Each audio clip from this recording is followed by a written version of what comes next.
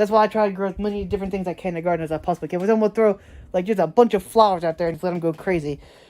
I have a whole flower mix thing. I'm just gonna grow out there and let them go absolutely ballistic, and hopefully they grow flowers, and the flowers can overpower the. Sorry guys for interrupting this video, but I just want to tell you guys a little bit about what's going on and some other stuff. But thank you. First, I want to say thank you guys for watching my video, because YouTube I got the hate speech is like every other independent creator on this platform as of lately, because YouTube is stonks unless you're a late night talk show host. But if you guys really want to help me and support my channel, you can do what is happening right here, probably beside my face or where my finger's pointing, right there. See, you can subscribe, click the bell, and there's some ding dings right there. See, that's pretty. But really, guys, if you want to do that, it would really help my channel. Now, let's get into the actual video. So, hello! Welcome back to my channel. Today's Thursday, I think. Thursday? Wednesday? Thursday. I'm going to go with Thursday. It's Thursday! Anyways, guys, my plants are not growing yet at all, which will take a while, but they should be growing by next video because, or next vlog, because the next vlog has to be 3 days from now. So it should be popping up. A couple of them should be popping up. It's been almost a week. So tomato should be popping up. The peppers probably won't, because peppers take forever sometimes. Right, Jake? Right, Jakey? Right, kitty cat? Right, Jakey? You doing okay, Jake? Huh? He says I'm fine. Don't even look like he's hurting, but he is. But he isn't. He needs surgery still. Anyways, guys. Let's get this started. Oh, cut back a minute. Whoop. Roll the intro. Hi, guys. I'm back. We're taking my dog for a walk. Guys, look at this. The tree is back. Look, it's alive. The peach tree. I keep calling it a peach tree. I keep getting peaches and pears. This is a pear tree, and the pears are coming back. It's blooming. Look at this. This thing's blooming, too. Usually, this thing blooms super early on, and then the frost comes and kills it. The blooms, we don't really get very many June berries, but hopefully, the frost don't come this year. It's really blooming, too. I don't know if the apple trees are blooming yet, but we'll have to check that out in a little bit. Birds and, not birds. Bees love that Juneberry tree, by the way. Every insect does, because it blooms super early, and it like gives them a really good boost when they first come out of the winter. Bees like hibernate in the winter, don't they? Or do something. They do something in the winter, but they come out and they get nuts over that Juneberry tree, because it's usually like the first tree that has blooms on it, and they go nutty over it every year. Seriously. We'll come out here in a couple weeks with the full bloom, and the whole tree will be buzzing. You'll sound like a chainsaw. He's going crazy with it. Alright, Jake. Come on, Jake. We got stuff to go, places to be. Am I recording? I hope I'm recording. Okay. I didn't know if I pressed record or not. I remember I did, but man, why is it when I start talking to you guys, I get the hiccups? I don't understand my biology of my body. Like I don't hiccup all day. And then when I come out here, I just start hiccuping like crazy as soon as I start talking to you guys. Maybe it's like a tick or something. I don't know. Every morning when I get up and come out here, it's like, wham, bam, thank you, ma'am. What did I just say? Whatever this. Man, I can't talk. Hiccups coming out my face. We got chickadees everywhere. Looks like a farm. We need more chickens. I want to get like, my goal is to have like 30 chickens, but right now we have like 19-ish, because every year we like right when it starts getting warm in the summertime, foxes come and they literally destroy like half our chicken, then they leave like the other half. I don't know why. Especially the first time we had chickens, the foxes didn't bother Jake. The first time we had chickens, the fox didn't bother them until like the second or third year, and then they came and took like half of them. And then we got more chickens, because we only had 8 chickens that first year, and then they went out and they just murderized like all of them. Like our second batch of chickens, the foxes took like all but 1 or 2, I think, and that was bad. We bought like 12 chickens, they took them all but 1 or 2, and then we got a third batch of chickens, we got like 22 of them, which is the most we ever got at one time, and they just took like most of them too, which is not good either. So I don't know. Crazy. And there's a kitty cat. Guys, I'll come back. I gotta get eggs, and I'll come back a bit, and then we'll talk more about the chickens. So, bye, guys. I'm back. We're still surrounded by chickens and cats, which I guess we're growing chickens and cats on this farm, because that's all we have, chickens and cats. We have cats and chickens everywhere. Actually, we don't have that many cats. We used to have a lot more, because like I said, we try to get all of our cats fixed as soon as possible, which is why we're sending off our kitten to get fixed in, like, I think next month. We got in a program where they take like half the bill and they do the other half later. They give them all shots, and then they do the thing later on. And then after that, we're going to do the girl kitten, which, yeah. Again, we don't really give our cats names. My mom calls one Pumpkin, the other one, what does she call the other one? I can't remember. She calls one Pumpkin, the other one, I think, like, I can't remember. I just call them girl kitten and boy kitten because they still are kittens. And then we have Oreo, Frisky, and, yeah, Oreo and Frisky. I can't wow, I thought I had more than 2 cats for a minute. Yeah, anyways, I've told this story before, but years and years ago, well, we wasn't living here then. Well, my grandma was living here back then, and my uncle, well, my grandma was living here for a little while, and then he moved down here with my uncle down the road because the house got too bad for the, anyways, I'm not gonna get into that, but, yeah, at that point, my grandma was still living here, and my dad came up here just about every day because we still had a horse. We had a horse up here. We had like 5 dogs that we'd let loose every day, and we had to take care of. We had to feed them every day, obviously. And then at that point, we had like, gee whiz, there was probably 60 to 100 cats up here. It was bad. It was really, really bad. And no one could. There was so many of them. They was getting sick all the time. It was bad. It was basically like a cat herd from like California, like the giant cat herd that you hear about on TV. It's basically that. There was like hundreds of them up here. I wouldn't say there's more than 100. I'd say 60 to 100 of them, maybe. That would probably be the highest population there was, because back then no one could afford. Well, back then literally, like, we didn't have no money, and there's just so many of them that we couldn't get them fixed, and no one wanted any of the cats. We kept trying to give many away as we could. Like, if a cat had kittens, we would try to get the kittens away to the people that wanted them. But it's hard to find home for, 60 cats a year, so it was hard to do. We tried to give most of them away when there was kittens, and with that, by giving away the kittens, and then eventually disease took out a lot of them because the disease got really bad. And then after that, we had like a really bad situation. I told you guys about this before. Like, 2 dogs got loose and killed literally all the cats up here, except for like 5 of them. And then at that point, my uncle, I think, started fixing them because there's enough till we could actually fix them and actually not to spend like $1 million on them. So that was a thing. We didn't really want to catch them and take them to a dog pound because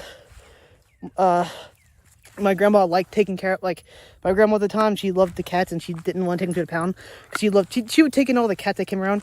Because again, everyone's been dropping cats off here forever. Don't ask me why. This is where people drop cats off. I can't talk. And she would take care of them, and we couldn't afford to fix them all because they'd be, right now we definitely try to fix them all because we don't want to have that happen again, because it was a bad way for cats to live. We should have probably just rounded up and took them to the pound, but again, we just had so many, we just didn't know what to do. Basically, disease took out like a lot of them because they started getting really bad diseases, and then a couple of dogs got loose. I don't know where the dogs came from, and they literally killed like 50 of them one day. It was bad. It was a massacre. I came up here one day and there was just cats laid everywhere. It was bad. It was terrible. It was actually really terrible. But that happened, so it was not a good thing. But yeah. We didn't even see the dog, but my uncle said he saw the dogs. But he said he was like Doberman or something. He never seen them before, and he hasn't seen them since, which is weird. Come on, Jake. Use the bathroom, Jake. Come on. It's really weird how that happened. But then at that point, when he had like 5 or 10 cats left, and then every winter, like 2 or 3 died, and they actually have, I think there's still 1 cat that's alive from back then, and my uncle takes care of it, and he got it fixed. I think it was pretty bad. But my uncle would come up every day and feed them and stuff. So I mean, it wasn't like starving. They was just too many, when they had way too many diseases and stuff. And plus, Cody started picking them off all the time and stuff like that. So it wasn't the best for cats. It's kind of bad. So, Jake, we're not going that way. Anyways, guys, I can't talk. I will cut back in a few minutes. I gotta go get more eggs. So, hi guys, I'm back. So over this weekend, I might wait until Monday to do it so I can show you guys again. I might plant some kale, broccoli, and spinach. Maybe not. I don't know if I'm gonna do spinach inside or not. I'm debating if I'm gonna do spinach inside or not, or kale. I know that we'll do kale, and I'm gonna do kale, Swiss chards, and spinach, because I did it last year and did pretty well. Especially the broccoli, because the broccoli, I'm gonna put a lot of broccoli because the broccoli didn't do very well. I had like little tiny heads. I mean, it did well, but you had to grow a lot of broccoli to get enough to do anything with, like. And I also want to do cabbages, because I got like purple cabbage seeds, and I want to grow some more of those. I'm gonna do like, probably like, I don't know, let's see here, probably gonna do like a tray of cabbages. That'd be enough, like a whole thing. Like this would be cabbages, this would probably be broccoli, And then this would probably be, and then one of these, I'd half one of these in the Swiss chards and kale, because kale grows a lot. Because you only need a couple kale, because kale goes absolutely ballistic. Because you can actually grow kale and keep it growing year round. Yeah, so probably that's what I'm gonna do, is work on that here. Probably Monday, might do this weekend. I don't know about this weekend because it's supposed to snow this weekend, which is crazy. And I just actually looked out there and I saw that the trees are blooming. Well, not blooming, but they're budding, so they're getting ready to bloom. So they're not quite blooming, but they're budding, so the buds should be able to withstand, because buds are less fragile than blooms, because once the blooms come and then they get frost. This is what happens every year. Our trees come out super early, especially our Juneberry tree. It comes out super early and blooms super early, and then it frosts, and then we don't get no Juneberries just about every year. But of course the insects love it, because the insects love the early stuff that blooms super early. They get out and they get that, and they just go nuts for it. The bees and the birds, everybody loves it. And the few Juneberries we do get, the birds go absolutely ballistic when they pick it clean in like a week. I've never actually had a Juneberry from that tree, because every year the birds go absolutely ballistic. There's a huge bird population. The birds go absolutely ballistic and pick it clean within like a week or even a couple of days, because we don't really get that many Juneberries on, because it blooms super early, and then the birds pick it clean, which is why I want to make more trees of it, so that I can have more Juneberries. And plus, the more Juneberries we have around here, the more birds will have it, because they'll be able to eat more of it. And we always want more diversity in the woods, in the world, which is what I'm all about. I'm all about diversity, and that's why I try to grow as many different things I can in the garden as I possibly can. Because I'm going to throw like just a bunch of flowers out there and just let them go crazy.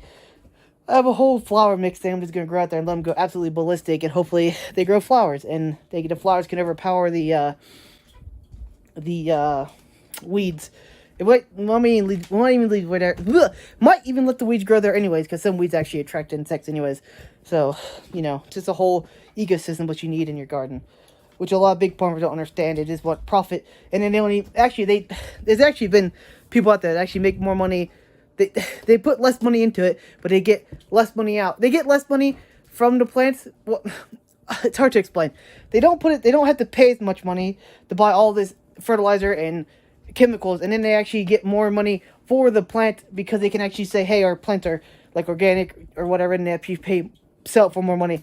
And they actually get like more diversity, because if something bad happens to their crop, they have another crop they have coming off later that they can sell and make more money. Because like most farmers nowadays, like big farms, talking like big farms, they grow like one type of crop and that's it. They have like 5,000 acres of corn and that's it, and they don't grow nothing else. That's all they grow is corn, and then they dig it up and then they let it lay there, and they spray it with pesticides and let it be open to the ground open all winter long. I don't know why they don't grow cover crop there. They could easily grow rye there, harvest the rye in the winter, and then grow corn on that rye, and then boom, done. They could literally harvest rye, then they could grow 2 different kinds of crops on the same thing, and then that rye would actually help the soil, because the soil would actually like it, because it actually technically rests the soil, because they could just I think there's a machine you can get where you can actually like take the rye off, and then it like cuts the rye down and just leaves there, and then you actually cover your soil, and then you just come back through with like a big you guys get big planters that can plant into the rye, and then you plant right into the rye. Boom, bam, done. You don't have to fertilizer or nothing. Do that for 3 years and your corn's gonna go ballistic, and then boom, you're growing 2 crops. You have a cover crop through the winter, and you don't have to spray it. You don't have to use all the money on chemicals to spray it. And then in the summer, it don't really do much for the bugs. The only you can do, it's hard to control bugs, obviously. Like some of the big farmers say, oh, some people say it's impossible to control bugs without chemicals. And they say if the big farmers didn't use chemicals, all little farmers would be like completely destroyed by bugs, which I don't believe. I think it's their fault because they're making their bugs stronger and stuff. But what they really should do is they should really interplant, well, again, like in between, they could probably have a machine. They probably have a machine that does it actually, because they have a machine for everything nowadays.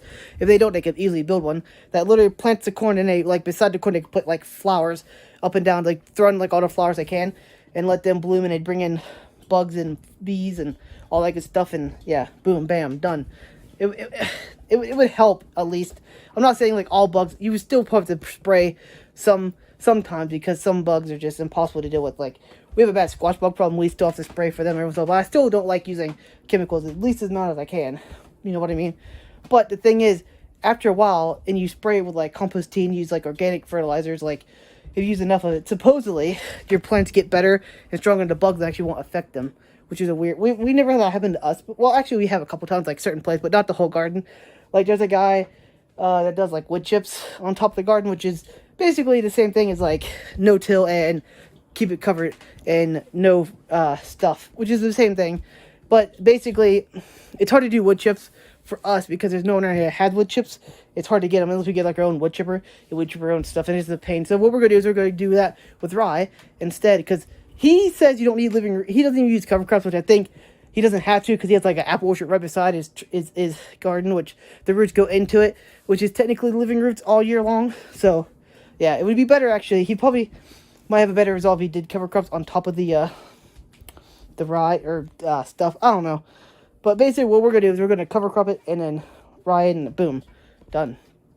Bam, bam, done. Thank you, man. I keep saying that. That's my catchphrase now. Bam, bam, done. Thank you, man. I don't know where I got that from. I got it from somewhere. I just don't know where it's from. Right, plant. Am I talking to plants now? Because I have no one else to talk to. Like I said, I think Monday I'm going to start. I might even do watermelon seeds too. I might do watermelons, cabbages, Swiss chards, broccoli, and that might be it. Yeah, I think that's all I'm going to do. And then the rest I'll plant. It may be spinach. I might do a couple spinach plants. I'm not sure yet.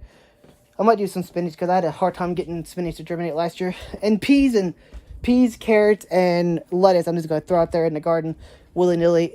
This is my seed because they take like no time to grow at all. But yeah. Yeah, and then also potatoes. You just throw them out. They don't take any time to grow at all. And also, what else do we grow? That's basically it, I think. That's all we grow, basically. We also might start some, I can't think of the word.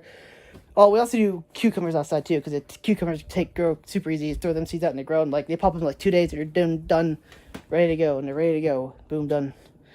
Anyway, guys, I'll talk to you guys in a little bit. Probably, well, I won't talk to you guys like this. I'll be playing video games in the next video, but when I talk to you guys probably Monday, I'll probably be planting more seeds. So I'll talk to you guys then. So, hi, guys, I'm back. Doing a vlog. Didn't really do all today. I don't think I filmed anything but me just walking around talking to my dog and doing other stuff. I don't even know what I did today. And mostly talk about the garden. I want a garden so bad. We just watch people down south where they already have tomatoes outside and they're already growing cucumbers and all that stuff. We haven't even started. They're like a month ahead of us. Like maybe even 2 months. Maybe 2 months for like cucumbers and stuff like that. About a month before. Well, we could maybe get away with like cold weather stuff. Maybe in like a week, maybe beginning of this next month, maybe middle of the next month, we could probably put cold weather stuff outside. Maybe. We might be able to put potatoes outside and stuff like that. Potatoes and stuff like that. But I need to let my cover crop grow and enough so I can actually kill it without digging it up. That's the whole point of it. So, yeah. Anyways, guys, I guess I'll talk to you guys tomorrow. Bye, guys. I'm back.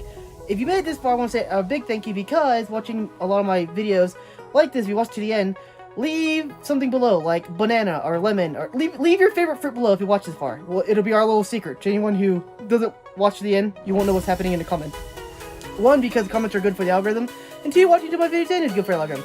So if you guys want to do that, it would be awesome. Also, there's videos here, here, and here. There's two bits on my face, and then there's my channel to click underneath my face to subscribe. That'd be great also. Anyway, guys, thank you for watching my video. I will talk to you guys in the next video.